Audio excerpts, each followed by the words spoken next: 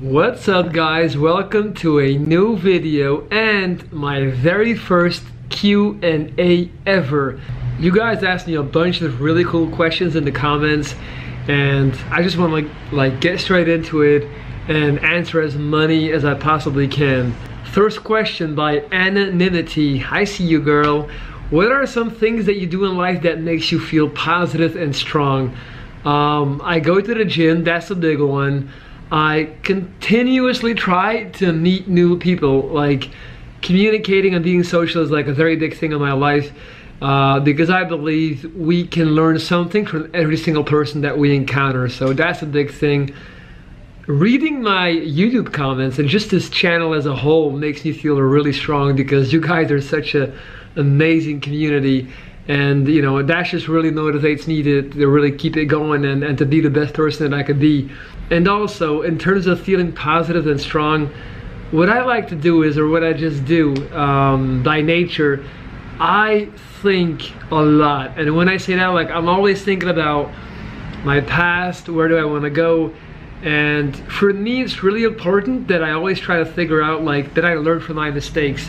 So what I'm doing is, I'm always questioning myself and just being critical of my actions and my habits. For example, I used to go to clubs all the time for a very long time until I finally realized like I don't even like clubs. Like, what am I doing here? I'm only doing this because your friends expect you to do this and because I'm thinking this is what like any normal person in their 20s should be doing. But one day I just kind of basically realized like I never have fun in clubs. Like there's a big difference between getting really drunk and having a good time because you're drunk and actually enjoying the club. Like, so I asked myself, would I enjoy the club if I was not drunk? The answer was a very clear no. So from that point on I said, hey, no more clubs for me. Like like that's got to go. And that's just like one example. Like there's many things like that that I question and then try to objectively answer to myself. So yeah. Okay, second question. Laurie asked me, have you ever thought about live streaming or doing a live stream Q&A? Yes, absolutely. But I feel like right now, like the following is not there yet. I feel like I'm not big enough yet. If I do a live video, I would want there to be at least a few hundred people online so I could get their input and immediately, dynamically respond to what they're asking or telling me. If you're making a live video just to post it later and have it like a delayed live video, to me it doesn't make much sense because then you're basically sacrificing the main advantage of going live, which is being able to read questions live and interact live. So I'm definitely gonna do that, Laurie. Once I get a little bit bigger, you're gonna see some of those live videos pop up for sure. Arvind Shitale or Shitale, I'm not sure, or Arvind Shitale, I don't know. He asked me, do your SWOT analysis. SWOT is like strengths, weakness, opportunities, and what's the T for? The T is for Harry V. James. You mentioned you wanted to be a fitness personality trainer before. Is training more of a hobby now? Yeah, well, to be completely honest, like the gym used to be everything to me. I was solely focused on the gym and my main goal was to look as big as I possibly could. So everything that I was doing revolved around this. Now, I definitely learned that throughout the years, I kind of feel like it's a dead-end road. Having met so many people that are older than me and that have been training their whole life, and seeing where they're at now mentally and physically, it feels like it can become a very unhealthy obsession, and that was definitely the case with me. I'm not sure if you guys are familiar with this term. It's called bigorexia. It basically means that it's the opposite of anorexia. So no matter how big you get, how much muscle you build, like it's never enough. And at one point, I absolutely found myself in that mental space to where I was just, always going to the gym, always thinking about the gym. And even when I was just out and about, like I would always basically, I wouldn't be able to have a beer without feeling guilty. I wouldn't really be able to eat out and relax because I always felt like I was not getting enough protein. I would compare myself to other people's physiques and I had to check myself. I was like, man, this is messed up, like what are you doing? Like this doesn't make any sense.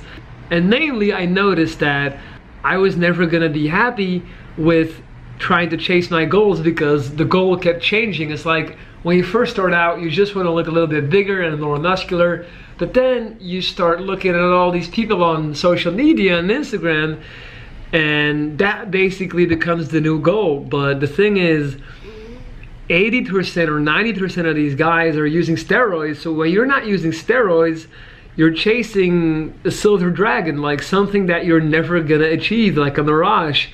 And as soon as I really understood that, I had to take a big step back. At one point, I basically realized that, you know, to the civilian eye, I looked big enough. Like so many times, guys like us who are so focused on the gym, we completely lose ourselves in these details. Like we can have a great chest, great arms, like great shoulders, even a good back, but then we'll be like, ah, my calves are not good, my forearms are not big enough, like my legs, like all this type of stuff. And the funny thing is, like, nobody else notices this. Like it's only us in our head. It's because we're always on these fitness forums, we're always watching these fitness videos, and we surround ourselves with people who share the same obsession. So we start thinking that this is normal. Like we start thinking it's normal to have, you know, a 250 gram protein intake every single day, when really this is pretty absurd. It gets to a point where if we don't go to the gym for 2 days, we think that we're shrinking away and we're losing all our muscle, and it just becomes this very unhealthy cycle. So once I realized that, I definitely had to take a step back. Now don't get me wrong, I still work out 5 or 6 days a week, and I still have a pretty gym-oriented diet, but I used to be a lot more extreme. I used to take a ton of supplements, like all that is out the window now. So yeah, to answer your question, it's definitely more of a hobby now. I have no interest whatsoever in being like a coach or doing anything competitive related to fitness now. Like I'm just trying to look good naked at this point and lift weights for fun. That's it. Okay, next question. Now this is a big one. A lot of you guys have asked me about my religion. This seems to be a very big deal. I was born and raised in a Christian Catholic family, so I was baptized. I did my communion. When I was a kid, we would go to church every now and then, but we were not really like practicing our belief or our faith, if you want to call it that. I have respect for all different religions, as long as they're not harmful to anyone else, but I do not respect or believe the institute of the church, for example. Like I think the Catholic Church is just like one big mafia. I feel like they've done a lot of terrible things in the past, straight up genocide, and I think it's just an organization which is basically responsible for a lot of pain and grief in this world simply for their own gain. So yeah, to me it's crazy that the Catholic Church is still so prominent in today's world and that they still like are able to exist. So it's basically people putting on a costume and using other people and their need for something to believe in for monetary gain. Like that's how I look at it. Claudia Benedetti, do you believe in an afterlife? I don't believe in an afterlife per se, like where we go when we die and we can, you know, look back on our life. I think that when we die, we just basically, you know, everything just goes black, like you're turning off the computer. But I do believe that our experiences and our, you know, the things that we learn are passed on through our DNA to our children. So in that sense, I do feel like we live on in a certain way through our DNA in a very scientific sense. Like I'm absolutely convinced that a lot of experiences and emotions are actually passed on through me from my great grandparents. I totally believe in that, and I think that every single person is the accumulation of the bloodline that was before them. So yeah, I guess basically that's evolution, right? I'm not sure. I'm not a scientist, so don't quote me on that. Aisha, what's your thoughts on veganism, and if you aren't a vegan, would you consider becoming vegan? Like, this is actually a really good question because honestly, it's been on my mind a lot lately. I can no longer deny the correlation between health expectations and your diet. And I actually 100% believe in the benefits of veganism. Now, I'm not there yet. I'm not really ready to take that step yet. I can't really put my finger on what's holding me back. I definitely feel like in the future, this is something that I'm gonna wanna try and do. Like, I guess I'm kind of waiting on that sign. I'm kind of waiting on that moment where I go like, okay, like, this is it. Like, it could be in the form of a meeting. It could be in the form of, like, I don't know, a event. I hope it's not gonna come in the form of a third cancer, knock on wood. But, you know, maybe all that I need is like a good girl that's vegan that can show me some nice vegan recipes. So Aisha, holla at your boy. Nah, I'm joking. Or maybe I'm not. Anyway, it's definitely something, like, it's gonna happen sooner or later. Like, I feel like it's gonna happen. It's not like right now I'm not a vegan yet, but I'm definitely starting to shift towards that direction. Just to give you an example, just very recently I stopped buying minced meat. Like, I used to eat a ton of minced meat. I just, you know, it's easy for me to eat because I don't have lower teeth. It's easy for me to chew. I like the taste of it, but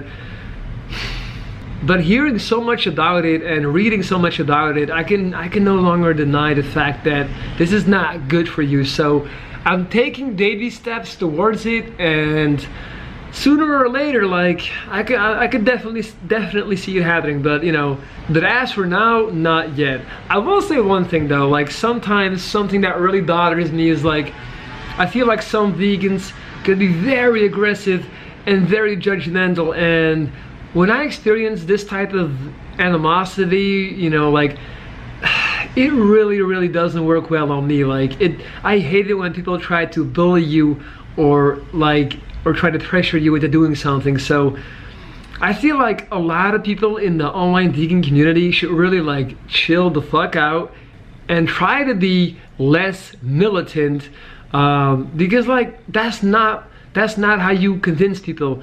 The pen is mightier than the sword. Like, if you try to strong arm people by calling them names, or, like, you know, by guilt tripping them into becoming a vegan, like, they're not gonna do it. Like, conflict only causes more conflict. So yeah, but Aisha, you seem like a very nice person, and you seem like a really cool vegan. So I'm very happy that you're on my channel, and thank you for this question. Alright guys, I'm gonna wrap up this Q&A. I still have more questions that I haven't answered yet, but I feel like this video is just gonna go on way too long if I answer them all. So I'm gonna do a part 2 answering your other questions as well after I post this one. By the way, if you have any more questions that you would like me to answer in part 2, you can also comment them below this video. I hope you enjoyed it. Leave a comment regardless. Don't forget to hit the thumbs up, and I'll be back with more videos real soon. Thank you for watching. Wishing you a wonderful day. It's your boy Benzo, checking out.